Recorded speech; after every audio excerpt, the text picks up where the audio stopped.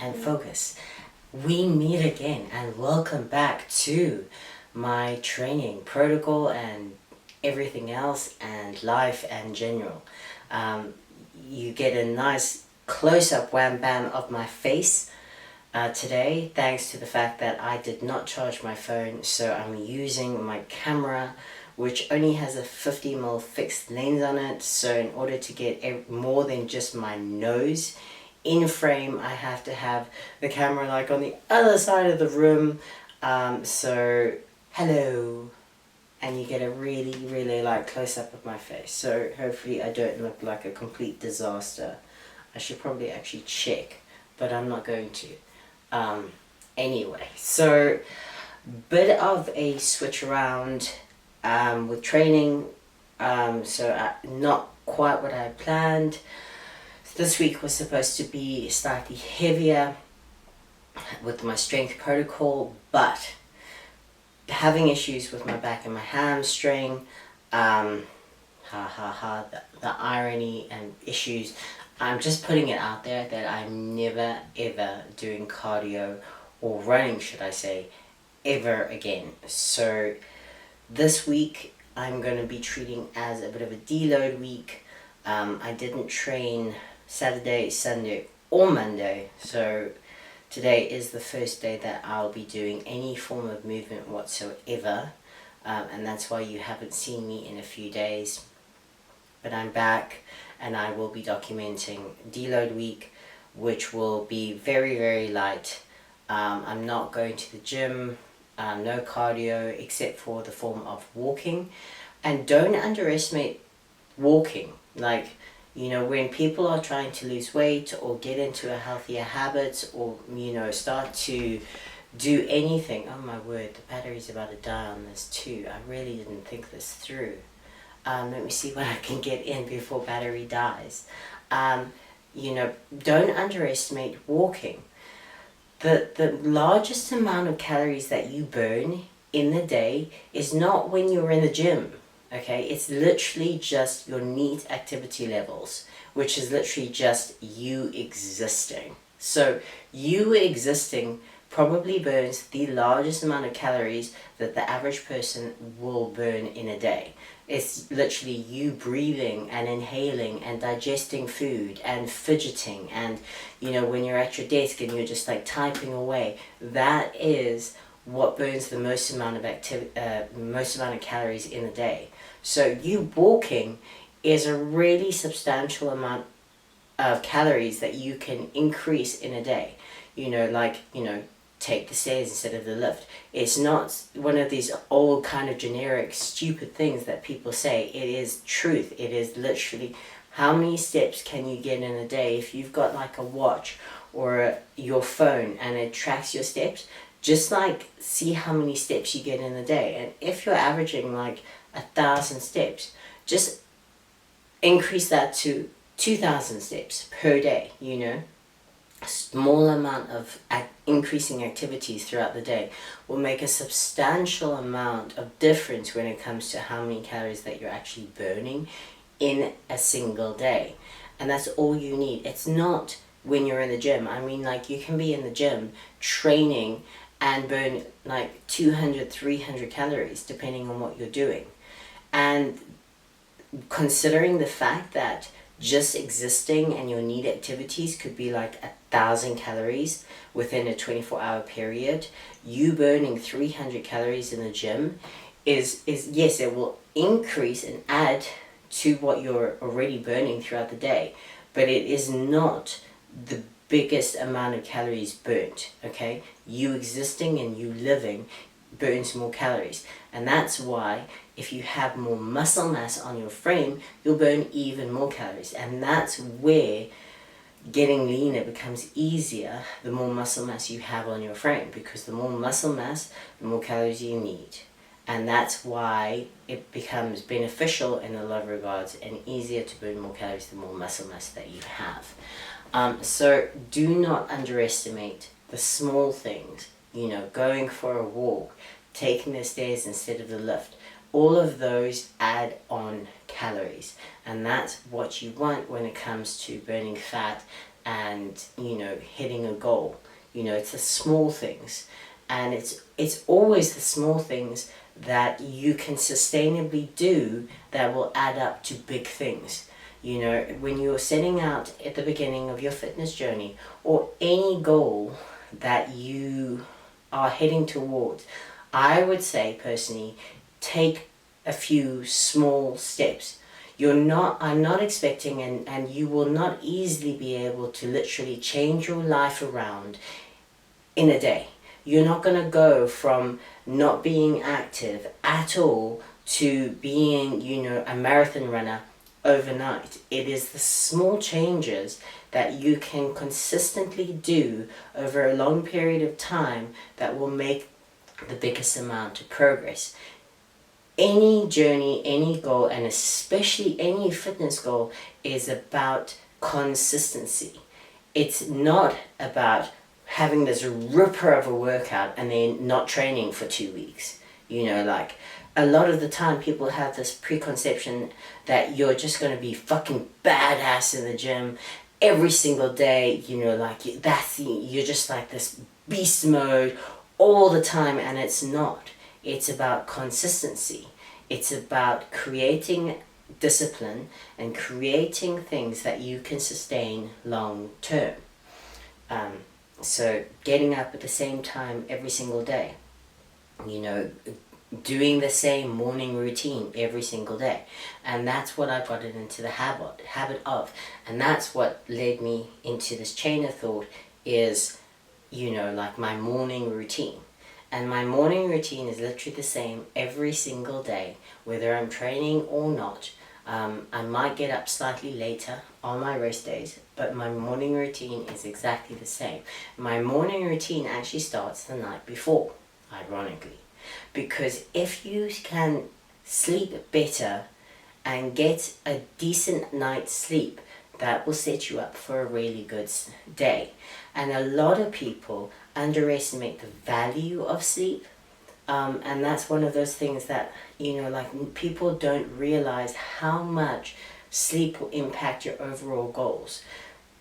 Weight loss, fat loss, muscle building, strength, recovery, that all happens when you sleep and when you're resting. And if you're not sleeping, you're not gonna recover enough. You're not gonna have all the... When you sleep is when your body naturally creates growth hormone and all of those hormonal factors and repairing factors that your body actually needs for strength, for muscle building, for fat loss. You know, if you can't reduce your cortisol levels, etc., from sleeping, your body won't be able to recover properly to be the most beneficial for any goal.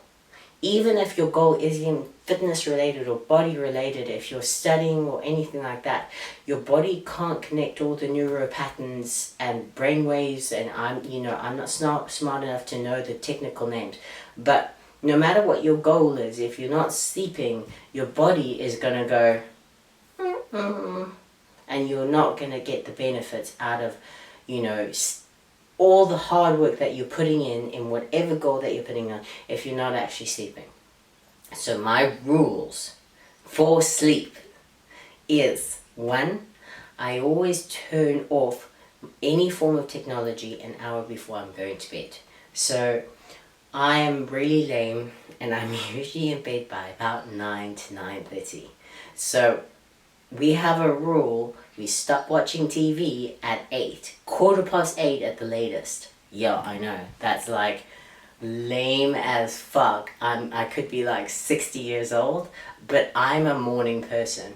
I know there are those people who go to bed at midnight, and I'm just amazed and flabbergasted by the fact that they go to bed so late, but obviously they're then getting up later, whereas I get up earlier. Wow, that was, you know, like stating the obvious. But anyway, so I always start getting ready and shutting down at about 8 o'clock. So from 8 to 9, people are like, well, what do? You talk, you know, what happened before technology? You know, you start winding down. You might have, you know, like a cup of coffee, not coffee. That's a lie. Like a cup of like that tea that I always make with honey, ginger, lemon juice, and orange juice. I might have one of those. I'll bath. I won't bath. That's a lie. I'll shower. I'm not a bather. I'm a showerer. I'll shower. You know, like some people like to journal just before they go to bed. I'm not a journal kind of person. But if you have like these thoughts that are just running through your head and you can't get them out, that's when I would say definitely write it down. And I have on occasion been like, okay, like this is a really good train of thought, I should write it down, because the next morning I'll always forget it. So if there's something nagging, write it down.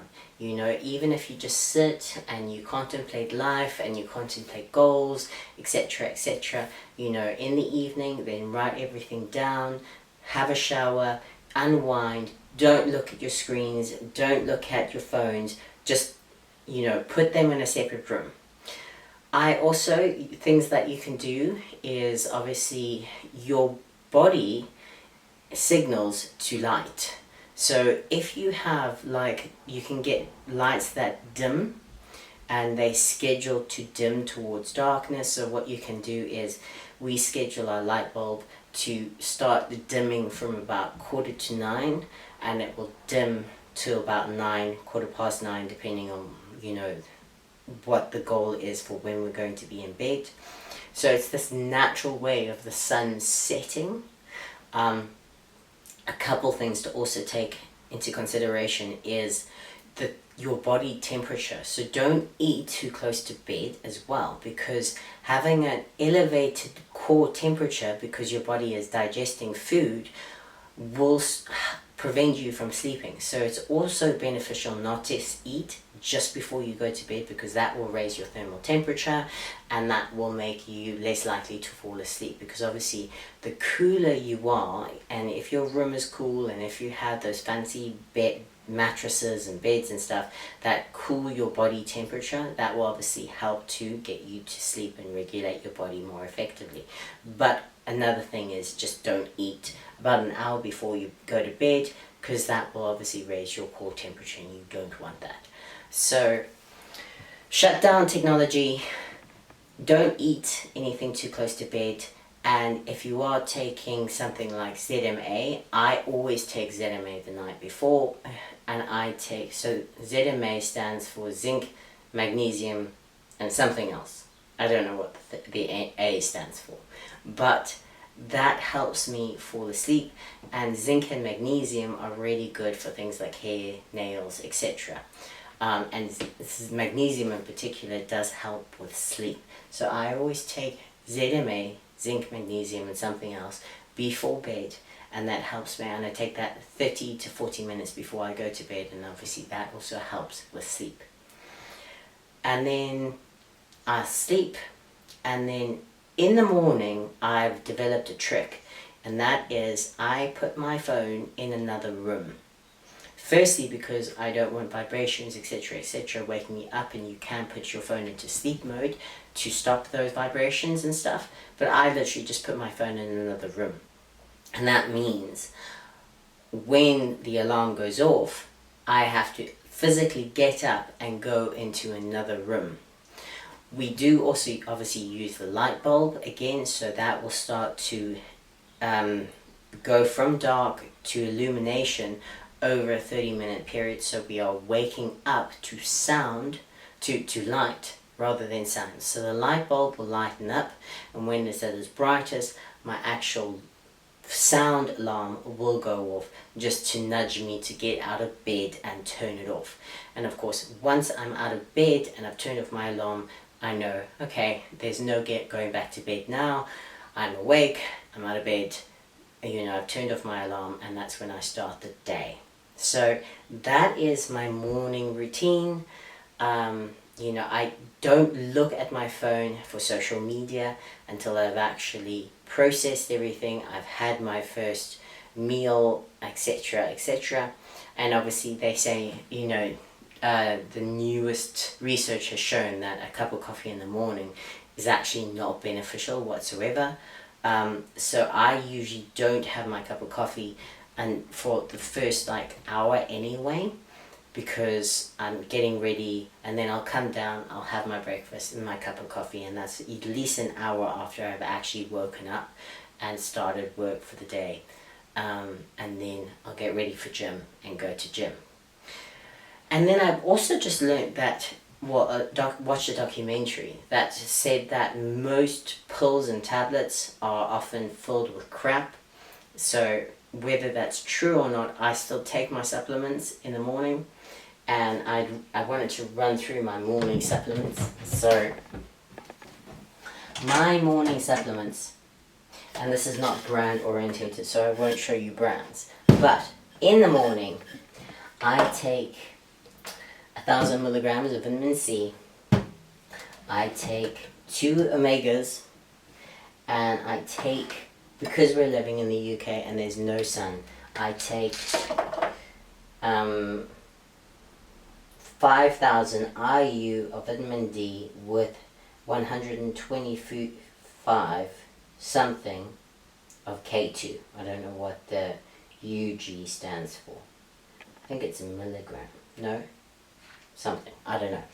But there's so much debate about vitamin D. Some people say no, it's not good for you to take a vitamin D supplement, and some people are like, no, you need it. If you watch Stan Efferding, and I recommend you look into Stan Efferding, watch some of his videos, he's awesome. He recommends that you take at least 5,000 IU vitamin D a day, and it is the most beneficial legal steroid that you can take, and it will dramatically help with overall health of your body. So I'm going to go with him on this one and say take vitamin D, especially if you're not getting in natural sunlight, which in the UK is so freaking hard to come by. So we take it, and of course that also helps with happiness, etc., etc. So if you're struggling with depression and you don't see any natural sunlight, maybe invest in taking vitamin D. So I take my morning routine, my morning tablets with the greens that I mentioned the other day. I have 1 tablespoon of apple cider vinegar with my greens and my berries mixture. In a big glass of water. It's really good to hydrate first thing in the morning, not only if you're, training, especially if you're training. If you're training, definitely hydrate. And if you're just, getting on with the day, still hydrate. It's really, really good. But particularly if you're going to go and train, make sure that you're fully hydrated, your muscles are nice and lubricated with water before you actually start training. And whilst you're training, keep on drinking water. It's really, really important that you drink and stay hydrated throughout the day. So make sure you have a big glass of water first thing in the morning, and know that coffee doesn't count because coffee actually dehydrates you. So that's my little morning rant, my routine, and what I get up to every single morning, which starts the night before. My camera's about to die, but I'll join you in the gym, potentially seeing what I'll do, and we can take it from there. I feel like it's extra dark today. It's like zombie apocalypse dark in here. But it's so bright outside. Like, bright. Dark as fuck. Anyway, so a little bit of a home workout today. Really, really simple, basic one. I'm not going to be doing anything too strenuous. It's just like a few really, really basic home movements. Well, not home movements, but movements using a pull-up bar, an elastic band, and that's pretty much, and some rings. Really simple. I'm keeping it basic today because it is deload week. I'm literally not going to be doing any weighted exercises this week whatsoever. So it's a very full-on deload, just ripping it out, and just getting blood flow, circulation. So if you've got an injury, or if you've got a niggle or anything like that, blood flow is your friend, and lactic acid is actually your best friend. Like literally, blood restriction training is one of the best things that you can do. I'm not going to be doing blood restriction training today. I'm literally just going to pump the muscle as full as blood as I possibly can. I don't have injuries in my arms or anything like that, but I just want to kind of recover and take advantage of this deload week as much as I possibly can. So in terms of nutrition, I'm not adjusting my calories. I'm not decreasing them. So by the end of the week, if I'm weighing a little bit more, I'm absolutely fine with that. Chances are, as soon as I start introducing cardio back in, and you know, getting the heavier weights going, the weight will come back off again. So I'm not even too concerned if by the end of this week I'm like a kilogram or two up. Like my weight fluctuates quite a bit depending on where in the month I am. So I'm not at all concerned about my weight at this point, because it hasn't been like an intentional, like, oh, I need to hit 63 kilograms or whatever. Wow, it's just getting darker and darker. It's like the sun's sitting, but it's not. Anyway, so what I'm gonna be doing today, I probably won't film it because, like, I swear, it's like getting even fucking darker. Like, do I need to go here? Is it not adjusting? If someone can give me a tip on why this camera is just like fucking, look, like there it's light and then it goes darker. Like, why? I don't know. Do I need to be closer to the camera? Okay, so like you can't can you even see my face? It's just ridiculous. Okay, so what I will do, it's like I'm secretly telling you what I'm doing. So what I'm gonna do today is I'm literally gonna do 5 sets of pull-ups, as many as possible. So the argument is always there's no need to go to failure, and there is no benefit between going to failure and being a few reps shy of failure. I personally like going to failure just because of that mental stimulus of like knowing I couldn't go anymore, do any more. So I'm literally going to do 5 sets of wide grip pull-ups, 5 sets of narrow, literally my hands are going to be together, chin-ups, and 5 sets of planche position push-ups, which I'll show you. They're a lot harder than normal push-ups, so I'll give you variations on how to achieve the push-ups depending on what level you're at. If you cannot do pull-ups, okay, that's absolutely fine. I'll also show you some variations that you can do, literally ring rows. So let me show you first of all, if you can see this, which I hope you can. So if you cannot do pull-ups for today's workout, absolutely fine.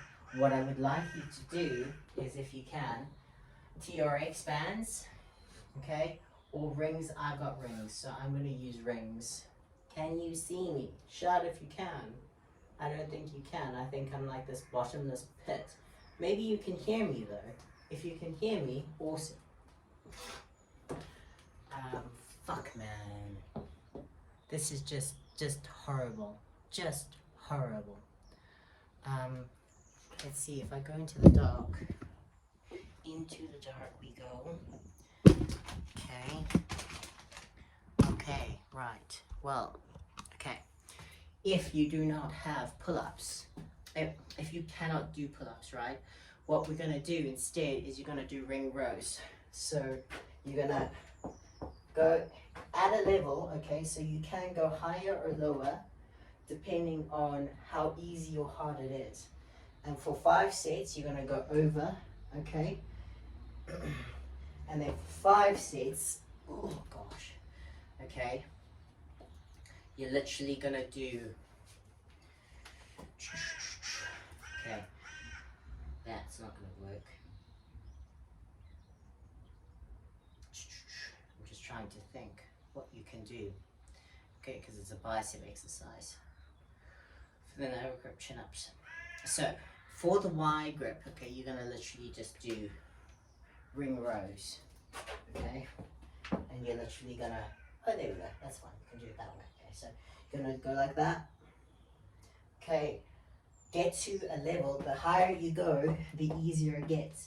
So if you are really struggling, just go quite vertical. The harder, the more horizontal you become, lying down, the harder it becomes, okay? That is what you're gonna do instead of pull-ups. Then for the chin-ups, if you can do 1 or 2 chin-ups, I would say do chin-ups, okay? Just do them. If you cannot even do 1 chin-up, then take the battens or the TRX, okay, and literally do bicep curls like that, okay? My knees are bent with this one, not that you can see anything. There we go. Okay, so with this one, literally just go to a level that you can. So if you're there, and that's, make sure you extend your arms completely and up and down, okay? And then up and down. Oh, even this is nice. Okay? And then I'll show you the push-ups when I get there. Okay, oh, let me just do it now because who knows? Right, I'm gonna do a superset. So we're gonna do the max set of Y grip pull-ups first. Okay. So overhand grip, okay, and you're going to do maximum reps. Let's just take this a little bit down. Okay, wide grip, as many as you can.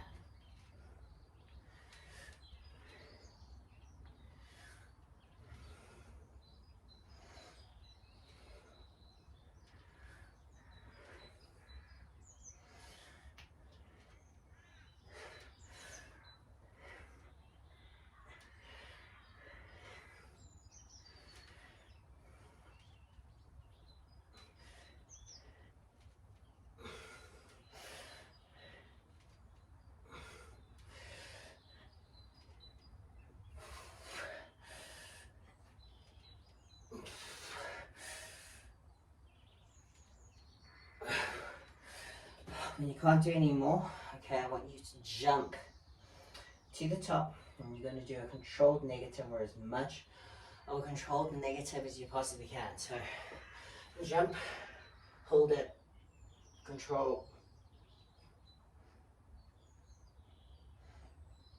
all the way down. Repeat.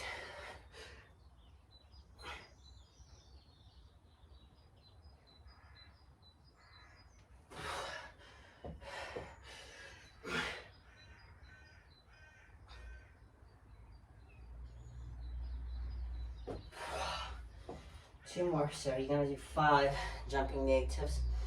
If you can't control 5, then do as many until you literally just drop.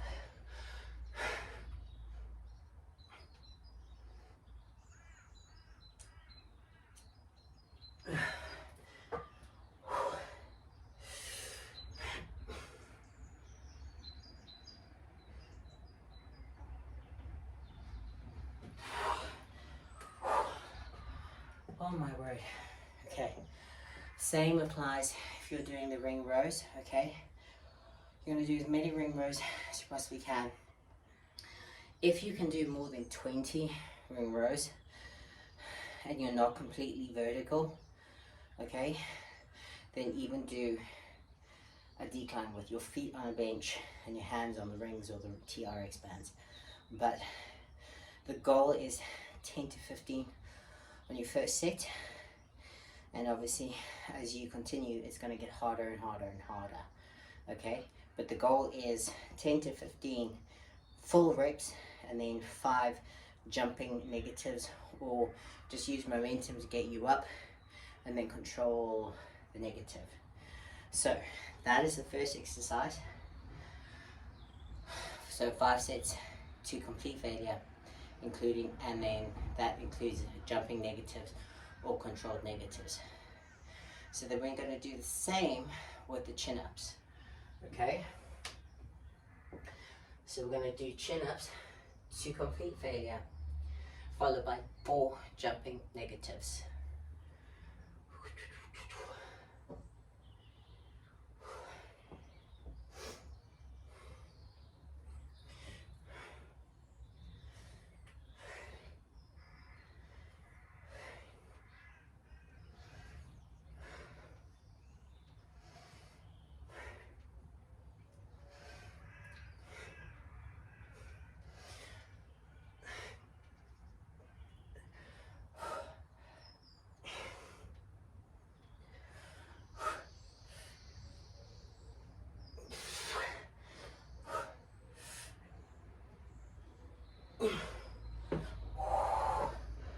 Oh, alright.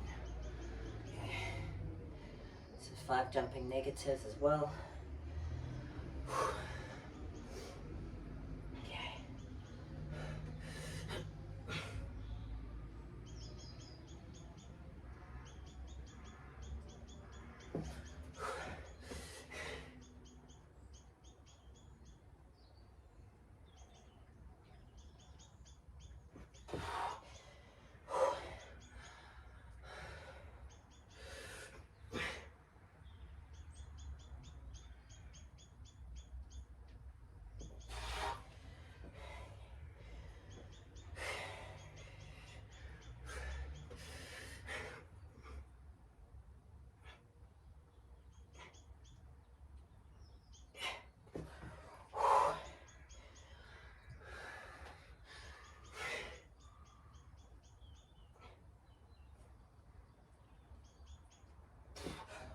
Oh, oh, bicep pump, man.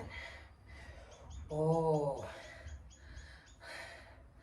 it's a pity you can't see properly because, like, oh, it's like fucking pumped. Like, that's why I love bodyweight workouts, because, like, the intensity is as hard as you make it, but the movements are so much harder. Like a bicep curl, cool. You know, it's quite a boring movement. A chin up, fuck, it's hard. Like, you know, you're literally manipulating your own body weight. Or if you can't do a chin up body weight, you're doing ring rows or TRX rows. And even those are so hard, like they are so humbling in my regard. Like damn, like another awesome thing would be to chin ups into TRX bands, which I might do another day this week. So last exercise of the 3, so it's like a giant superset, right? So we're gonna do the pull-ups, wide grip pull-ups, which is more lats. Then we do the chin-ups, which is more biceps.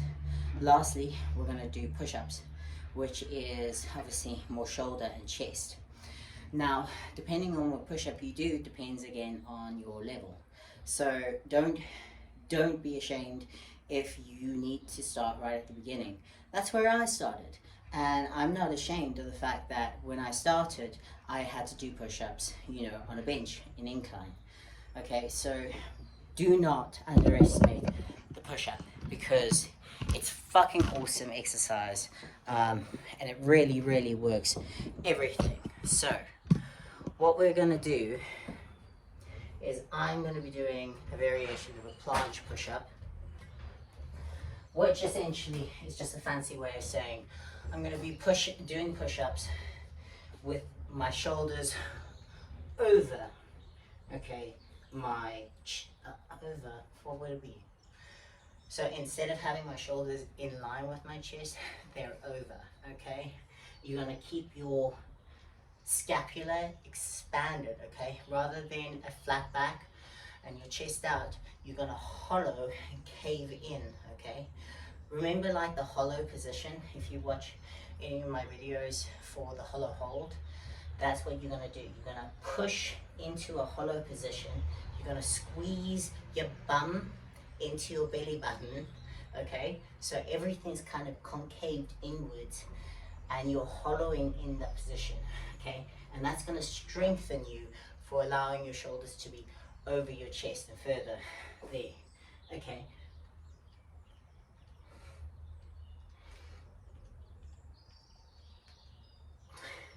And it's really, really fucking hard. You can do it on the floor as well. Because of my back, my hamstring, I'm not doing it on the floor because getting up and down from the floor is a little harder. The next option along is standard push-ups. So instead of leaning over, you're just gonna do it in line, okay? If that's also quite difficult, then I want you to just do push-ups on the floor, okay? Because if you do it on the parallettes, there is a slight decline. If you can't do that, and fuck, I can hope you can see what I'm about to show you. You're gonna do incline, okay? An incline simply means you're gonna put your hands on a slightly elevated surface. In this case, it's gonna be the bench, your feet on the floor, okay? And you're gonna do push-ups that way. You can go higher and higher depending, if you need to, go against the wall and literally just push against the wall at a slight incline and progressively get lower and lower until you're parallel, i.e. you're fully on the floor. Things to make note of is you want a full range of motion. So regardless of what angle you're at, you want to do full range of motion, i.e. you want to touch your chest to the bench and then extend and go into that hollow hold position. The hollow hold position makes it far harder, okay? Extending out, pushing your scapulas apart, and then you go down again and extend out. Again, squeeze your bum into your belly button with each rep. Keep that hollow hold position nice and tight. I hope you can see what I'm showing you, and it's not just like a black bottomless pit. I thought I should actually include what the fuck I did with the push-ups, because I just cut you off there. So with the push-ups, right, so I did the parallel push-ups. So I went, pull you down a little bit so you can actually see what I'm doing. Okay, so I went to failure, okay, with there in that position.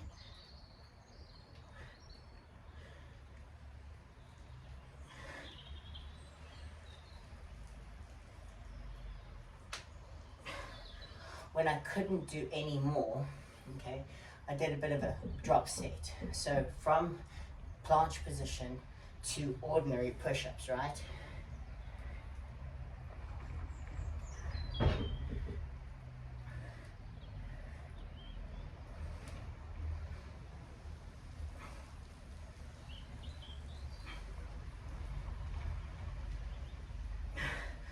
From there, I then went to incline push-ups, okay?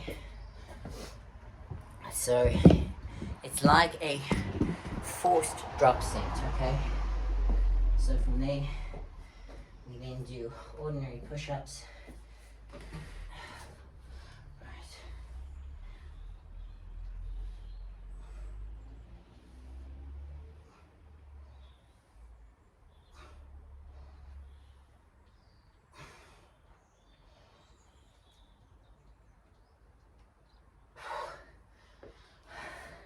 So it's like a forced drop set, push-up set, okay? What you can do is obviously just drop down from what level you are to easier. If, for example, you're starting on incline bench, okay? Just do an incline to incline to incline, okay? Where you start as low as you possibly can, full range of motion, then go a little bit higher, and then literally just push off the wall for your last set.